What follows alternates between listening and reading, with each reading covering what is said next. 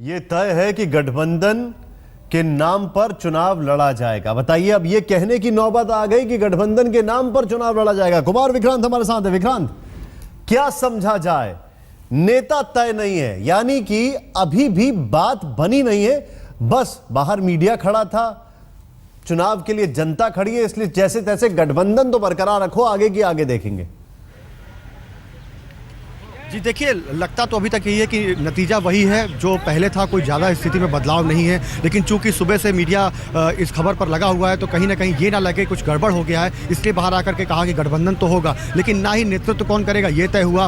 सीटों को बंटवारे को लेकर के तीन मेंबर की कमेटी बना दी गई, यानी कि सीटों का बंटवारा भी अभी तय नहीं है। तो कुल मिलाकर अभी जो पेश था वो लगातार फंसा हुआ है। और उसके पहले लालू की मुलाकात जो नीतीश से होनी थी मुलायम सिंह के साथ, उससे पहले नीतीश कुमार का मिल लेना राहुल गांधी से, एक दबाव बढ़ा देना लालू प्रसाद यादव पर। तो कुल मिलाकर आप कह सकते हैं कि हालात अभी बहुत ज़्यादा कुछ सुलझे हुए नजर नहीं आ रहे हैं। लेकिन कोई भी ये नहीं चाहता कि बिहार के विधानसभा चुनाव में बीजेपी को रोकने के लिए या मोदी रथ को रोकने के लिए जो भी महागठबंधन की बात की जा रही है या सेकुलर मतों की बात की जा रही है, उसमें कोई अलग हो गया, पहले किसने कदम पीछे खींच लिया, ये बात कोई नहीं कहना चाहता। और जहां तक जेडीयू की बात हो, आरजेडी की बात हो, कांग्रेस की बात हो, एनसीपी की बात हो, सभी ये कह रहे हैं हम मिलकर के चुनाव लड़ना चाहते हैं। लेकिन बात अहम यही है कि लालू और नीतीश बड़े प्लेयर हैं इस खेल के, सियासी खेल के, और वहां पर अभी न नेतृत्व को लेकर बात तय है, न सीट बंटवारे को लेकर बात तय है। इसलिए इंतजार अभी और आगे करना होगा, क्योंकि दो अल्टीमेटम बड़े साफ हैं। कांग्रेस और जेडीयू ने यह मन बना लिया है कि अगर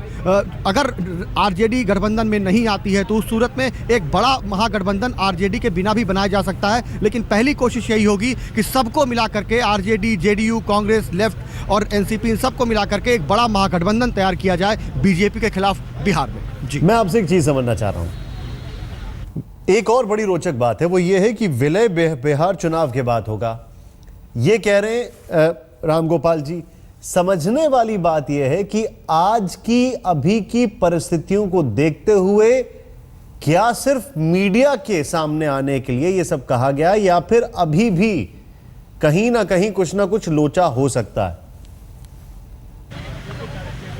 देखिए, निश्चित तौर पर सभी को ये लगता है कि कहीं ऐसा ना हो कि बीजेपी की बयार में सभी जो क्षेत्रीय क्षत्रप हैं वो उड़ जाएं। इसलिए उनके दिल में ये एक बात जरूर है कि हमारा गठबंधन होना चाहिए। लेकिन उस गठबंधन में अपनी ताकत खो दें, कहीं खो ना दें, ये डर भी दोनों को सता रहा है। और इसी उहापोह में लालू और नीतीश हैं। और जहां तक विलय की बात है, तो आप देखिए निशांत कि ये जो पूरी कवायद है ये विलय से शुरू हुई थी कि विलय होने वाला है जोर शोर से, और इतना वक्त बीतने के बाद भी गठबंधन तक पूरा नहीं हो पाया बिहार में। तो आप समझ सकते हैं कि अंदर कुछ होता है, लेकिन बाहर कहीं बहुत ज्यादा निगेटिव बातें न चली जाएं, इसलिए एक बयान दिया जाता है जिससे कम से कम भविष्य के लिए उम्मीदें बरकरार रहें। लेकिन हालात बहुत साफ सुथरे विलय को लेकर तो नजर ही नहीं आते, गठबंधन को लेकर के सभी चाहते हो। लेकिन जैसा कि मैंने कहा कि डर है, दोनों को डर यह है कि कहीं बीजेपी ना आ जाए, इसलिए साथ आना चाहते हैं, लेकिन कहीं बीजेपी को रोकने के चक्कर में अपनी ताकत ज्यादा न खो दें, दूसरा कहीं ज्यादा मजबूत ना हो जाए, यह भी डर है। और इसीलिए अब तक किसी अंतिम पड़ाव पर यह गठबंधन या महागठबंधन नहीं पहुंच पाया है। और दोनों में कहीं ना कहीं अविश्वास की भी कमी है। एक तरफ लालू यादव मांझी पर डोरे डालते हैं, तो नीतीश कुमार कांग्रेस से बात करते हैं। पलड़े में दोनों और तराजू में एक तरफ आरजेडी है,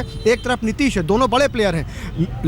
लालू ने मांझी को अपने साथ लाने की कोशिश की, ला नहीं पाए। नीतीश ने कांग्रेस से बात की, कांग्रेस नीतीश के पाले में आ गई। कांग्रेस ने साफ साफ कह दिया कि अगर चूंकि लालू और नीतीश ही दो बड़े प्लेयर हैं, और चूंकि लालू चुनाव लड़ नहीं सकते, इसलिए नीतीश ही चेहरा है, अभी वो मुख्यमंत्री हैं, बेहतर मुख्यमंत्री हैं, तो क्यों ना लालू भी ये बात मान ले। और मन ही मन अंदर से ये भी बना लिया कि अगर महागठबंधन किसी सूरत में नहीं बनता है, लालू कहीं पर नहीं मानते हैं, तो माइनस लालू भी एक विकल्प खुला हुआ है। और ये सारी बातें ऐसी हैं जो गठबंधन में पूरी तरह से आप नहीं कह सकते कि अविश्वास बन गया है, क्योंकि विश्वास बहुत जरूरी है, इसलिए इंतजार कर रहा हूं। ये जो गुणा भाग का खेल है, इसको समझने की हम और कोशिश करते हैं, लेकिन उससे पहले रामगोपाल यादव ने क्या कहा, आइए देखते हैं।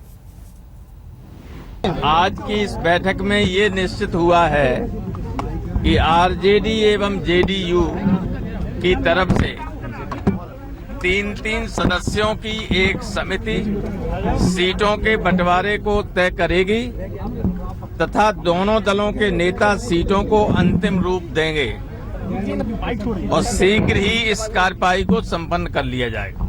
मेंबर जो बनाए गए उनके नाम में डिस्क्लोज नहीं करूंगा।